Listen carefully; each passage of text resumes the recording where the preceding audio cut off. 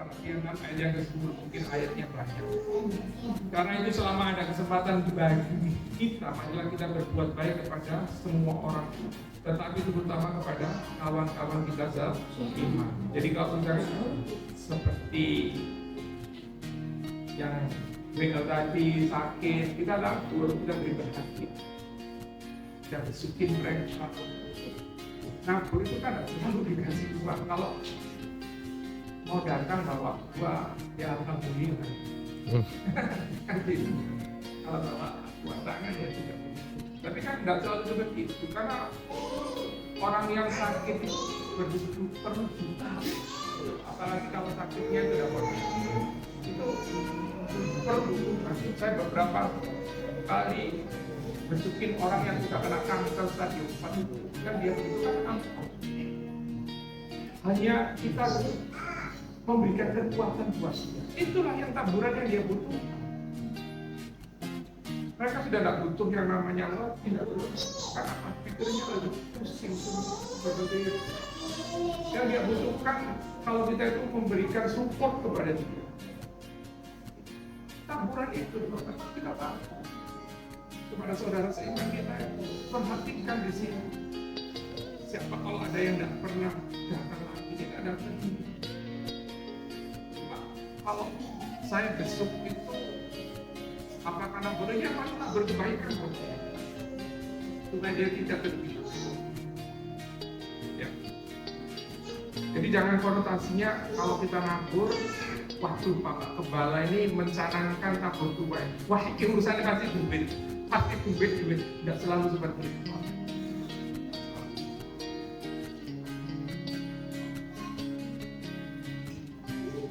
Jadi kita mau belajar untuk menabur kepada saudara seiman.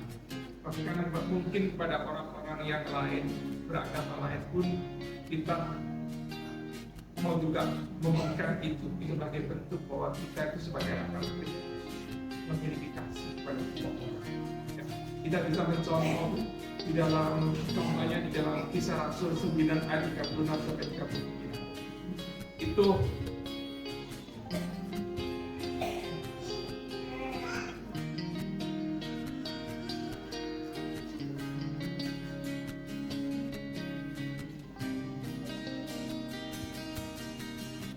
Kisah Rasul 9 ayat 36 sampai 9. Inilah orang yang menabur.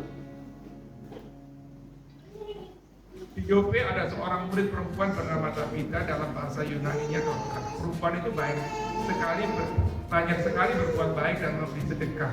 Tetapi pada waktu dia sakit lalu meninggal, dan setelah dimandikan, mayatnya dibaringkan di ruang atas. Ya kan? Sampai ayat ke-9. Lida dekat dengan Yope. Ketika murid-muridnya mendengar bahwa Petrus ada di Lida, mereka menyuruh 2 orang kepadanya dengan permintaan segera datang ke tempat itu. Dan kalau kita baca secara keseluruhan di sini, Bapak Ibu, ya kan, itu kematian daripada Dorcas ini disayang. Apa yang kita tahu? Ya, ketika Dorcas ini menabur yang namanya dia hanya jahitin baju kepada orang-orang itu. Ketika Dorcas atau Tabita ini meninggal, itu banyak orang yang nangis loh, orang apik gini loh, kok Tuhan kok cepetnya dia tahu. Apa yang dia tuai? Nama baik. Nama baik. Ketika dia seperti itu, karena di dalam Pengkhotbah 7 ayat yang ke-1, nama yang harum lebih baik daripada minyak yang mahal. Ini loh Bapak Ibu yang kita harus cari, yang harus kita cari. Kematiannya itu ditangisi, disayangkan banyak orang. Karena apa? Hidupnya itu menjadi berkat buat sesamanya. Karena dia menabur kepada orang-orang. Karena dia mempunyai keahlian menjahit. Dia tak jahit. Taburannya seperti itu. Tak jahit kau baju. Apa yang kita punya? Apa yang kau tabur? Mungkin engkau memiliki keahlian apa? Kita menolong orang yang memang membutuhkan. Itu perkara. Ujung-ujungnya apa? Seperti hanya Dorcas. Nama inilah yang akan kita cari, yang kita kejar. Kalau gajah mati, tinggalkan gajah. Macan, harimau, meninggalkan benar. Manusia mati apa? Meninggalkan apa?